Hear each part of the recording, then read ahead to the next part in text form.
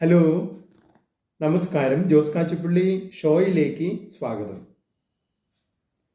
ഒരു സിംഹക്കുട്ടി വഴിതെറ്റി നാട്ടിലെത്തി. ആഹാരം കിട്ടാതെ, അമ്മയെ കാണാതെ, വഴിയറിയാതെ അവൻ തളർന്ന് അവശനായി. അപ്പോൾ അതുവഴി കടന്നു വന്ന ഒരു തള്ളയാടും അതിൻ്റെ കുട്ടികളും അടങ്ങുന്ന സംഘത്തിൻ്റെ കണ്ണിൽ അവൻ പെട്ടു.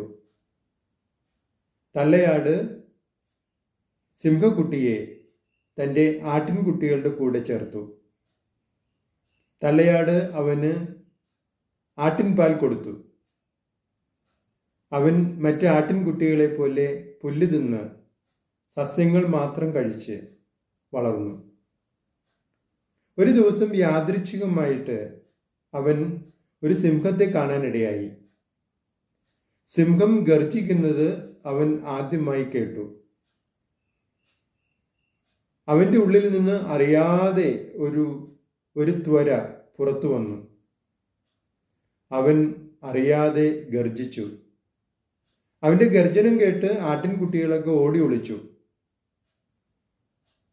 അപ്പോഴാണ് അവന് മനസ്സിലാകുന്നത് താൻ ഒരു സിംഹമാണെന്ന്. നിങ്ങളും സിംഹമാണ്. പക്ഷേ ആട്ടിൻകുട്ടികളുടെ കൂടെ കഴിയുമ്പോൾ സിംഹമാണെന്ന തിരിച്ചറിവ് നിങ്ങൾക്കുണ്ടാകില്ല. നിങ്ങൾ ഒരു ആട്ടിൻകുട്ടിയാണെന്ന് സ്വയം ചിന്തിച്ചു പോകും. പക്ഷേ നിങ്ങളൊരു സിംഹമാണെന്ന് എന്നാണോ തിരിച്ചറിയുന്നത്, ആ നിമിഷം മുതൽ നിങ്ങളുടെ ജീവിതത്തിൽ മാറ്റമുണ്ടാകാൻ തുടങ്ങും. അതിന് നിങ്ങൾ ആട്ടിൻകുട്ടികളുടെ ഇടയിൽ നിന്ന് സിംഹക്കുട്ടികളുടെ ഇടയിലേക്ക് ചേക്കേറണം.